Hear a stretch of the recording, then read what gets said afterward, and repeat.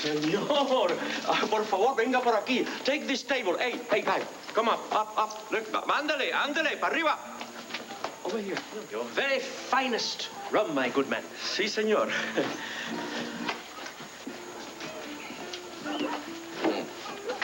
Mucho big customer to demand all your attention, huh, Manuel? Sí, señor. He's the best tipper in all the Mexico. El señor Smart, sí. Finio Steve Smart? You know him, huh? Yes, sir. Oh, he's the man I'm looking for.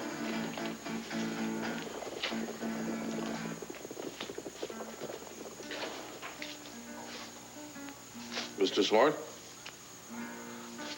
Name's Hatchworth. Reuben T. Hatchworth. I've been told that you just may have what I damn sure want. Well, I have many things that men want. What exactly are you looking for? Woman.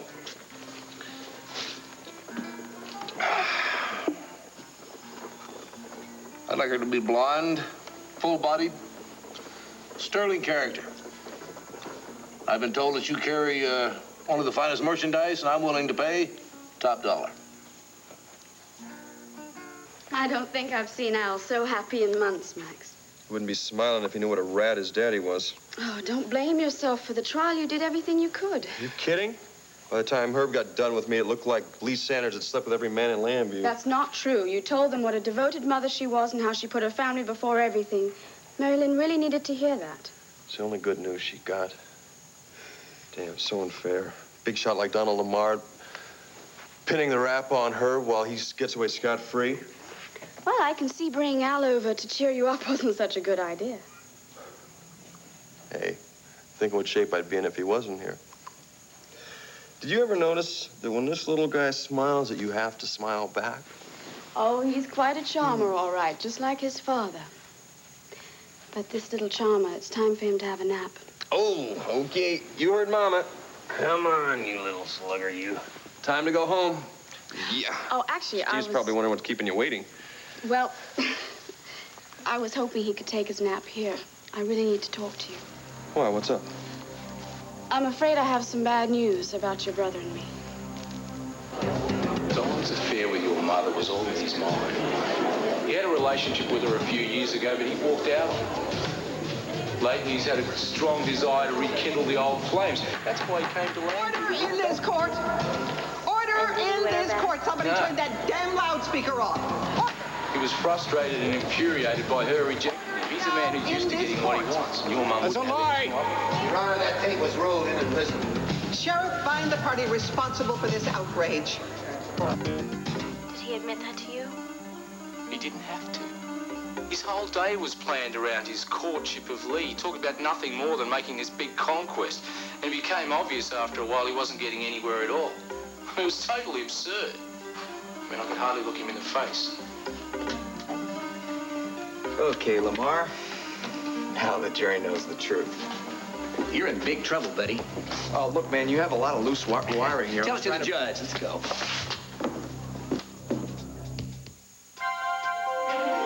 Here's what to do when you don't find the... Order in this court. The jury will disregard everything they have heard. Silence! I will not have this courtroom disrupted by the chief theatrics of the defendant. Your Honor, my client had no prior knowledge of this event. You had better hope that's true, because when the culprit is identified, the punishment will be swift and severe. You may take a moment to collect yourselves and we will proceed.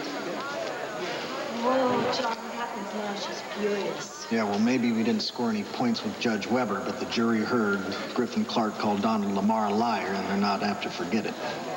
I know Wade set up the tape. What are they going to do to him? Just hope they don't catch him.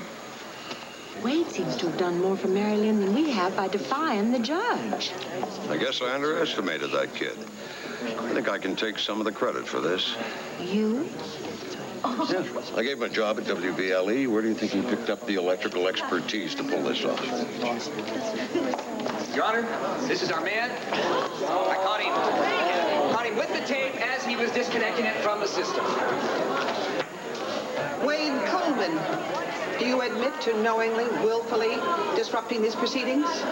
Is it against the law to tell the truth? I've had enough of your insolence. You're already in contempt of this court. Marilyn is innocent, and if you were doing your job, you'd have that tape admitted for evidence. I sentence you to 6 months in Lantano County Jail. No! No, you can't. He's not a criminal. Your Honor, please. Mr. Coleman had no idea of the severity of his actions. Ignorance is no excuse. He was warned repeatedly. Sheriff, take him away. You call this justice? Open your eyes. Sitting right there on the witness. What makes you think that I can help you? Huh. I wouldn't be the first plantation owner you've done business with. News travels fast on the islands. Call me Phineas. Where did you say you were from, Mr. Hatchworth, Reuben T. I grow sugar on a little island in the Caribbean. You wouldn't know it. No one does. That's the problem. I'm afraid I don't follow. Well, let's just say that there's not a whole lot to choose from if a fellow's looking for a bride. You know, someone suitable to bear my children, ensure future generations of the Hatchworths. Many gentlemen share your regrettable circumstances. But you have come to the right place. I offer a fine selection of the world's most lovely females. No. You see, I don't think you quite understand me, Mr. Smart. We're talking about the Hatchworth name, sir, the Hatchworth name. Now, beauty is a very important thing. But the woman I'm looking for also has to have good breeding along with the beauty. Yes, the rarest of roses. Even I do not come across many like that, sir. But this, sir, is your lucky day. I have recently just acquired a very beautiful, high-spirited blonde. Well-educated, too. She's a school teacher by profession. School teacher? Is that a fact? Yes. Ever since she arrived, she's been helping everyone with their English, quoting the Constitution, the Bible. The Bible? Yeah. Sounds exactly like the kind of woman I'm looking for. What's her name? Sarah, Eleanor, Mary. Once you've paid your money, the choice is yours. I see. Okay, Phineas, how much? Well, she comes to auction tomorrow afternoon. The highest bidder takes her. And I don't want to get into to horse trading. Just name your price. Well, I can see you will have no difficulty outbidding your competitors. Here. Take this coin, my friend, and it will assure you a front row seat at tomorrow's proceedings. No, wait a minute. I don't like crowds. And well,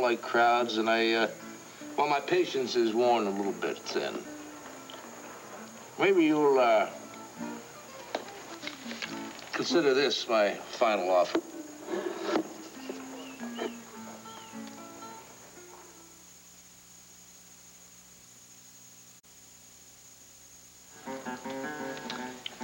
Is that how they do business in the Caribbean, Mr. Hatchworth? If necessary. I detest bloodshed myself. But you see those two rather sinister-looking gentlemen over there? If I so much as lift my finger, they will kill you in a second. Just testing. Just testing, Mr. Smart. I mean, I wouldn't want to do business with a fellow who could protect himself and his merchandise. Yes, well, I find your ways rather crude, Mr. Hatchworth. Perhaps I should withdraw my invitation to tomorrow night's auction. You know, Mr. Smart, I sure do hope you'll accept my apology and, well, excuse my crudeness. It's just that I've been waiting so long for the right woman that... Well, perhaps I could make certain allowances for a man in your predicament. And I do appreciate your high taste in women. Return tomorrow, and I can assure you, you will not be disappointed. And now, if you'll excuse me, I have certain preparations to attend to. Phineas, I've been looking all over for you. Now, how much longer are we gonna wait to sell them women? Boys from Buchanan City are far too impatient. I didn't come all the way to Mexico to guard a bunch of women. I'm here for profit. and to settle an old score once and for all. Looks like my day for bad news. Go ahead, Gabrielle. What is it? Steve and I are getting a divorce, after all. What? Look, Max, I've tried everything, but, you know, there comes to a point where you run out of hope and energy.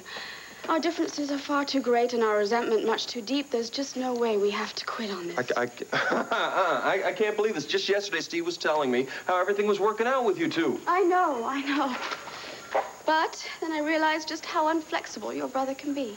Gabrielle, he's trying to sell the ranch. He's giving up the dream of his life. That sounds pretty flexible to me. Yeah, the only problem with Steve's dreams is that they just don't seem to match with reality or the marketplace.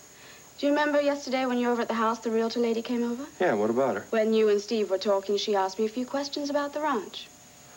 Ooh.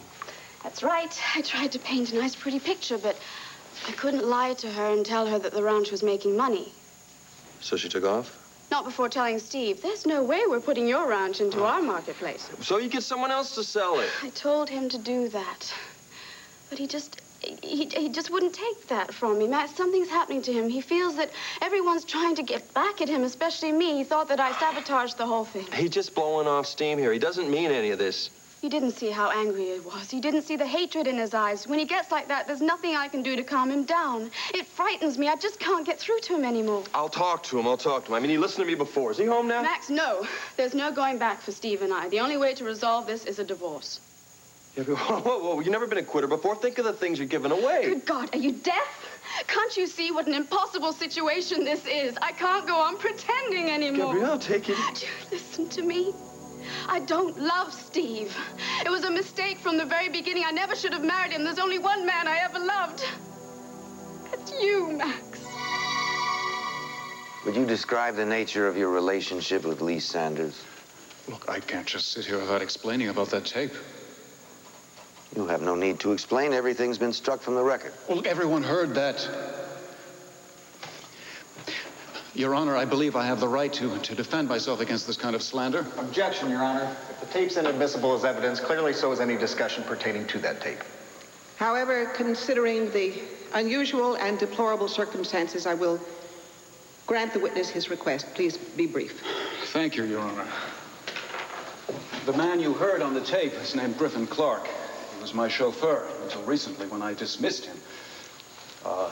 Lately, he's been making late-night telephone calls to me, threatening to get even by destroying my good name. Until today, I had no idea that he'd follow through on this threat. I never discussed my personal life with Mr. Clark, therefore he knows nothing about my relationship with Lee Sanders. And obviously, he told Mary Lynn exactly what she wanted to hear in hopes of getting some kind of a favor in return. Objection. Sustained. Mr. Lamar has made his statement. You may continue the questions. All right, Mr. Lamar, let's get back to your relationship with Lee Sanders. Now, you claim that you had an affair with her. No. That's untrue. We were lovers. We were very deeply in love. And for a long time, Lee was pretending to go back to Tom, but on the night she died, she told me that I was the only man that she'd ever truly loved. That stinking liar. Don't make a word he's saying, Tom. I promise you, Lee only loved you. Yeah, well, thanks, Renee, but it doesn't really matter what we think anymore. I'm concerned about Mary Lynn. I wonder how much more of this she can put up with.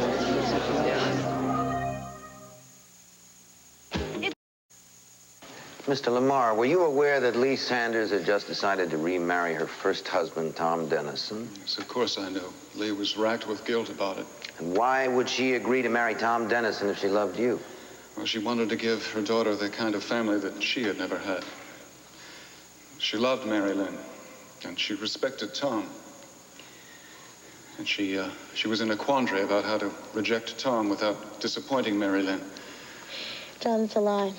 I know she loved Dad. All right, don't let Lamar get to you. The more she came to realize that she couldn't marry a man that she felt no passion for. And that very night, she decided that she was going to return Tom's engagement ring. And I remember the look on her face. It was like a great weight had been taken off her shoulders. And that's when she Please continue, Mr. Lamar. It's when she asked me to make love to her, and she told me that she wanted to spend the rest of her life with me.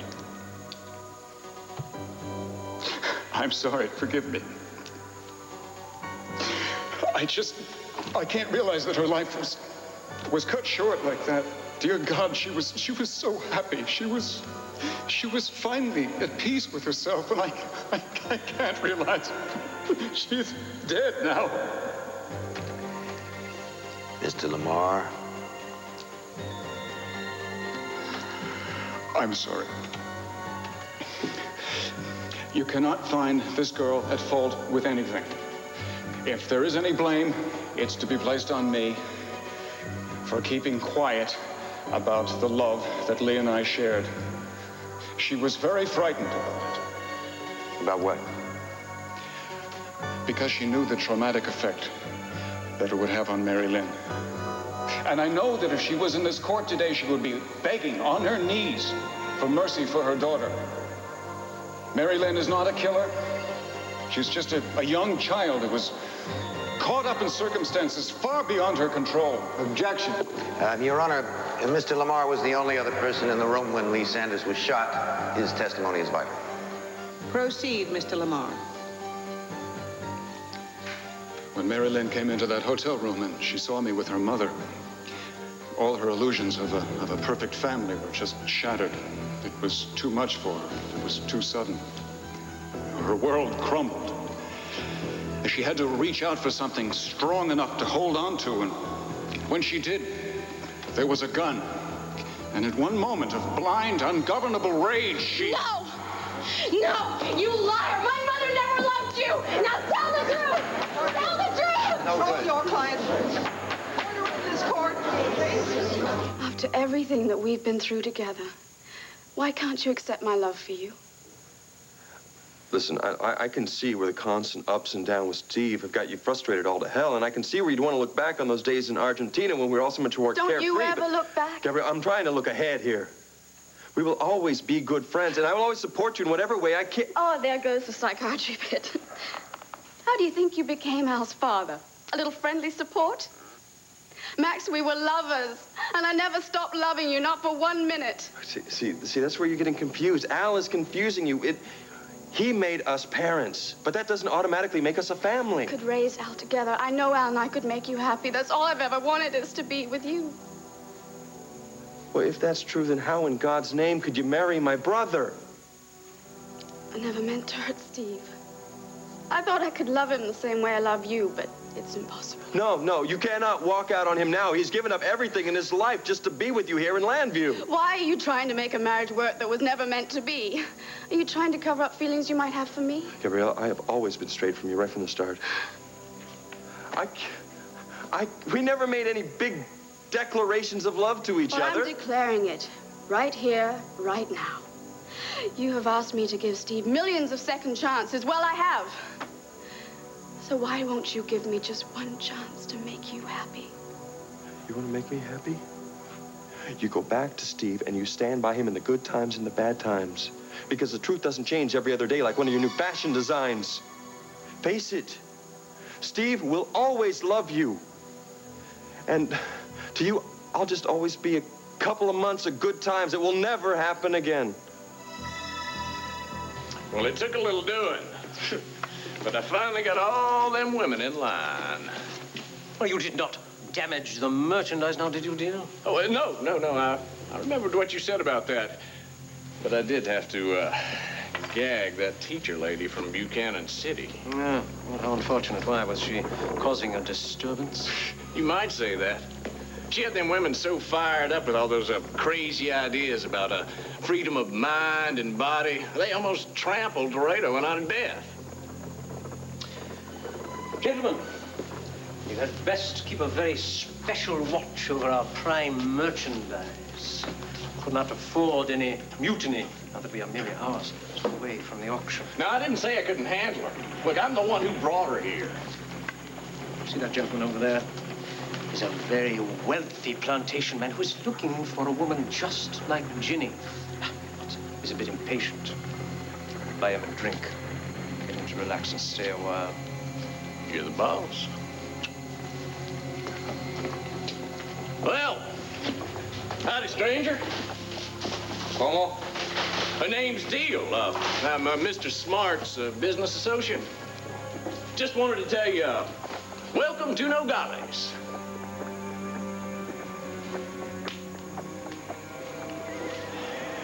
Clint, huh? Oh. Well, Deal. Ain't life just plumb full of surprises?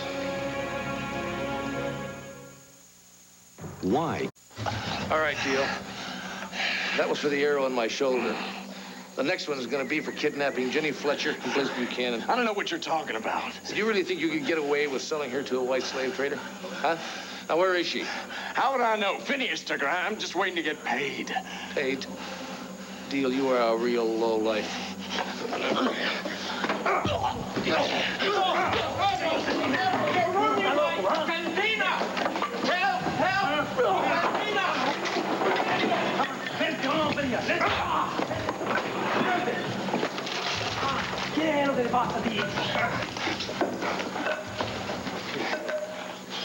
Let's start talking. First thing I want to know is, has any harm come to Jenny? No, she's fine. Phineas wouldn't let anybody touch her. Where's he keep her? I swear I don't know. Oh, that's too bad. Now I got no reason to keep you alive. You're no killer. No? You want to bet your life on that? Now you listen, Deal. You're gonna tell me where Phineas Smart is keeping those women? Or so help me, I'll blow a hole in you I can drive a stagecoach through. Gabriel, wait just a minute. I'm sorry. Sometimes I have the sensitivity of a Sherman tank. Well, let's sit down. Let's talk. I think we've both said too much already. You just listen to me, just for 1 minute. What I'm trying to tell you is once you and Steve get over this crisis, you will realize how much you care about him, and that what we had together just isn't real. Not real? Hey, sweetheart. Take a look at this. This is very real. He's a constant reminder of our love. Why can you deny him the right family that he deserves? Gabriel, we both love Al, but it takes more than that to make a marriage. Well, it worked for Cord and Tina, didn't it? Don't bring up Tina. It's exactly the same situation, don't you see?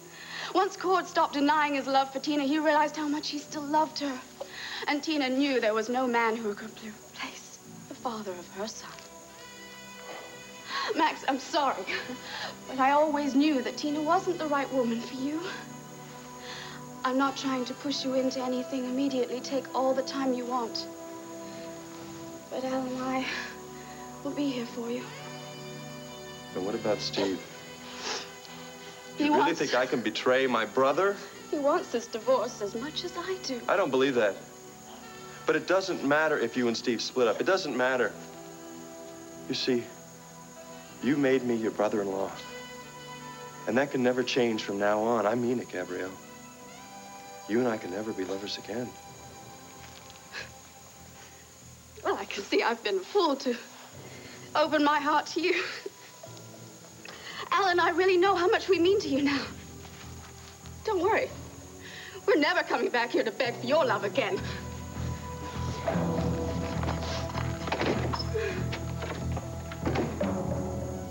Miss Dennison, please, one more outburst, and I must have you removed from the courtroom. Is that understood? Yes, Your Honor. Very well. You may proceed. No further questions. Your witness. All right, listen, I may say some things that you don't particularly like. Trust me, all right?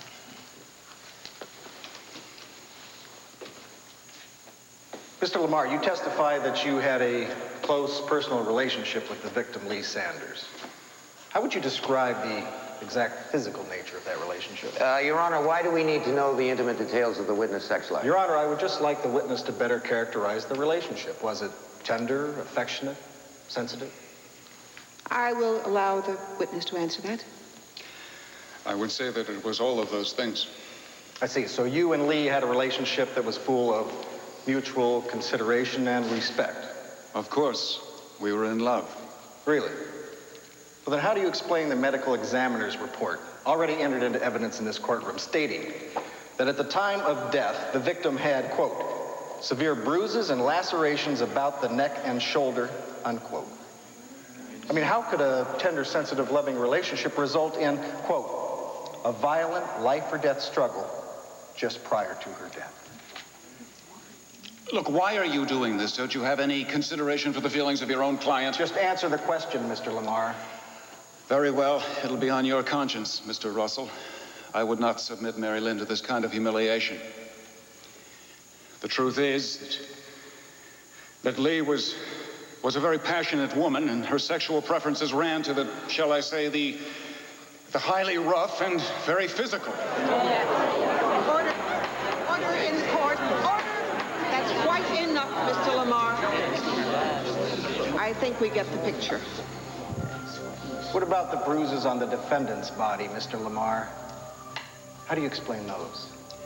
As I told the police, after she shot her mother, I had to restrain her from shooting myself. Good God, man, you would have done the same thing. Oh, I don't know. I think maybe I could take a gun away from such a little lady without beating her up in the process.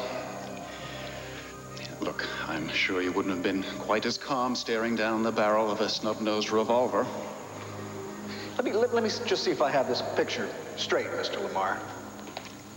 You showed up at Lee's hotel suite, where she told you that she was engaged to Tom Dennison. But somehow she figured out that it was really you she really wanted.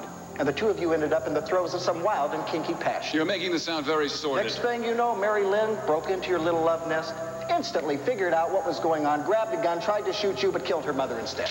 Look, I'm not so sure that Mary Lynn is in her right mind. I know definitely she wasn't in her right mind the night that Lee died. It was pretty frightening looking into those eyes. There wasn't much there. They were blank, as if she was being hypnotized. Oh, Mary Lynn. Come in, my little lamb. Hi, Mitch. Mary Lynn, is there some reason you're not joining me in here? Nervous, I guess. Nervous? Not about being alone with me, I hope. Come on in. You know, I feel that we've grown so close since you've been living here as one of my disciples. And I had hoped that our trust was well established. You know, we are one big, loving family. Well, sure. I mean, we are all one family, that's right. Mm-hmm. And we love helping the needy. I do, yes. And being a disciple of yours, too. Heeding the messenger, as you have been. Yes. But what? Nothing. I don't remember. Are you sure? You know, Mitch doesn't want any of his disciples to keep anything from him. I wouldn't want you to hide any of your emotions out of fear. Like I said, we're one big, happy family here. And I do my best, I try to spread myself among you so that none among you will feel left out or neglected. Now, have you been feeling neglected? Maybe a little. Maybe a little jealous of the attention I've been giving to others? Mary Lynn, you've got to understand that there is so much of the Lord's work that Mitch has to do. You know? And sometimes it may seem that, well, that I don't care. But I want you to know that I never mean to do that. Don't ever think it, okay? Okay. Okay. Now, I'm going to prove to you that the love of Mitch Lawrence is vast enough to encompass all those who need me and all those who serve me. It is my honor to have you grace my bed. And it is my honor to bestow my passion onto you.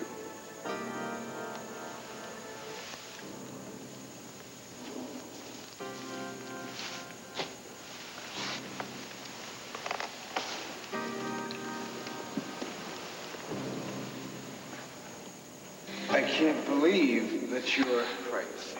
I'm sorry, Mitch. Well, you should be sorry. In fact, Mary Lynn, you should be ashamed. I am ashamed. I'm so ashamed I could cry. My little lamb, please.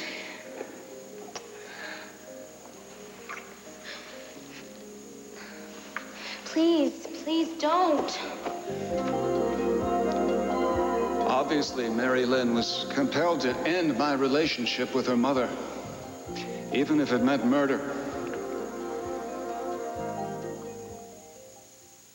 Critics and... Yes, I know I told you to list the ranch for sale.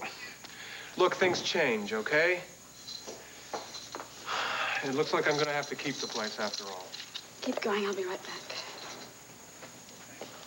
I'm really sorry for the inconvenience, okay? Thank you for your time.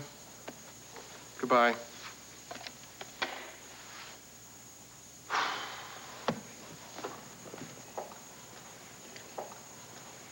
Is that another realtor you were talking to? Yep. He called to tell me that he had another buyer for the ranch, but since you and I are headed for divorce court, I really don't see any reason why I should give up my place in Arizona. No, you shouldn't give up on your home or on us. Gabrielle, what are you talking about? Didn't you tell me that our marriage was a joke? I didn't use those exact words, but I do owe you an apology. What is it you want from me? I want a second chance to make you happy.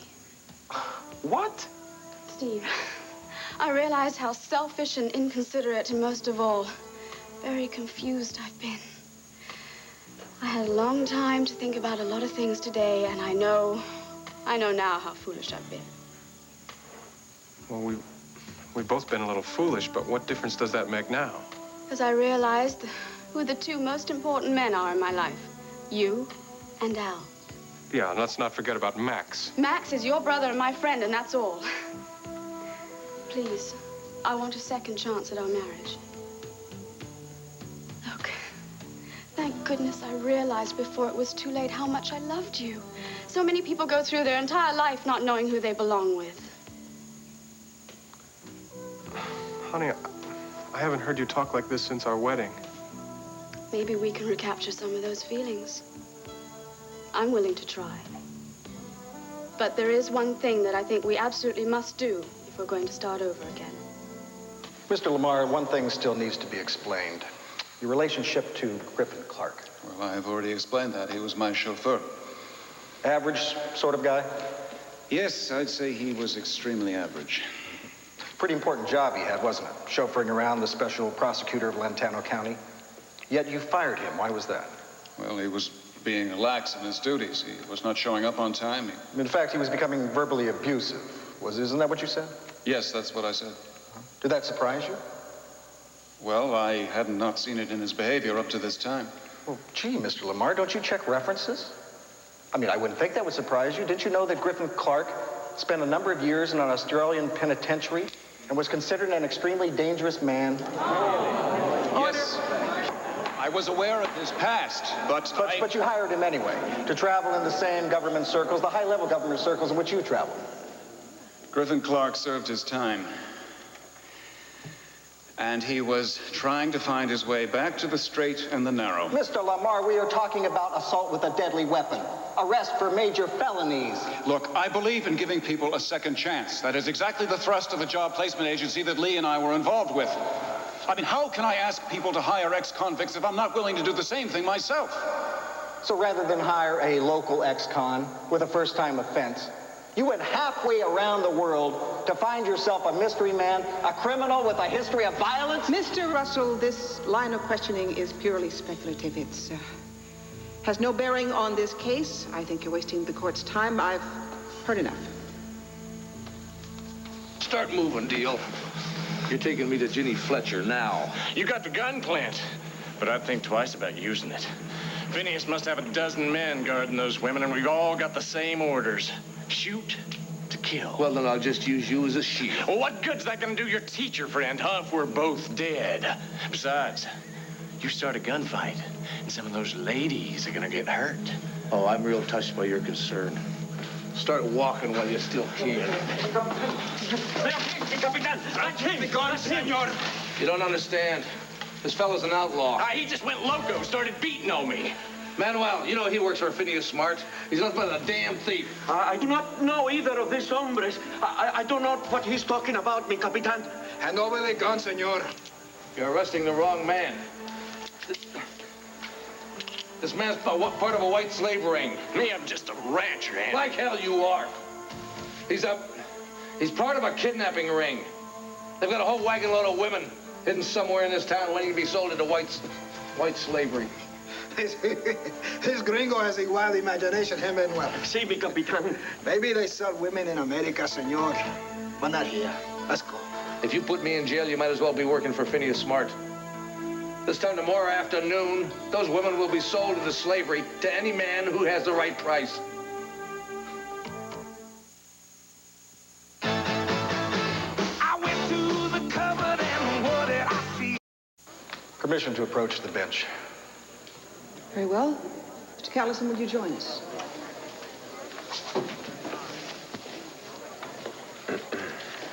I don't understand. Why did the judge stop him now? I don't know. That's my father's job. This is the first time I've ever seen the judge object. Your Honor, I need to continue questioning the witness regarding Griffin Clark. For what purpose? I intend to prove that Donald Lamar and Griffin Clark were involved in a number of conspiracies, among those the attempted murder of Tom Dennison. The witness is not on trial. Your client is. I realize that, Your Honor, but Lee Sanders may have caught wind of the shady dealings Lamar had going. If that's true, he'd have a motive for killing her, and Mary Lynn may have seen the attempt on her life. You have yet to produce one shred of evidence to support this speculation. Frankly, I've had it with your courtroom antics, beginning with that tape, your client's hysteria, and now an unfounded assault on a public figure. But, Your Honor, You will abandon this line of questioning as of now. This line of questioning, my entire case depends on, Your Honor. You are out of order, and you are that close to a contempt citation yourself. You'll not be much help to your client in a jail cell.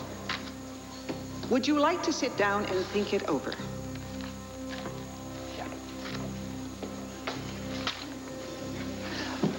You know, you may have been right, and Wade may have been right about this judge. John, you think the judge is really on the take? And then if she is, she's going to stop you no matter what you say, and I am going to jail. All right, look, let's just calm down here, all right? If you're in the end zone and the referee's against you, there's only one thing to do. Call for timeout. Have you made a decision? Your Honor, the defense requests a recess at this time.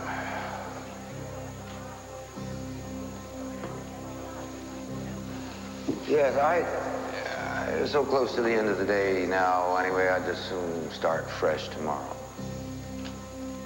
Very well. Tomorrow we will have questions with only direct bearing on this case. Court is adjourned. All rise. Now it's our turn. Why do I have that sinking feeling in my stomach again? What do you want me to do this time, Gabrielle, to save our marriage? Actually, it's something I have to do. I want to formally ask you to adopt my son. You were furious at me for even bringing that up. And Max said that he would never allow me to adopt Al. Steve, it wasn't just the ranch that was coming between us. It was my guilt about taking Al away from Lambview and away from his real father. But Max understood that. He never brought it up. I know, and I'd hoped that more time that Max had spent with him, he'd be a better father, but that's not going to happen. Well, Max does care about Al. I know that. It's not enough. Al needs someone to look up to, someone he can trust. And Max is never going to be that kind of a father, but you could.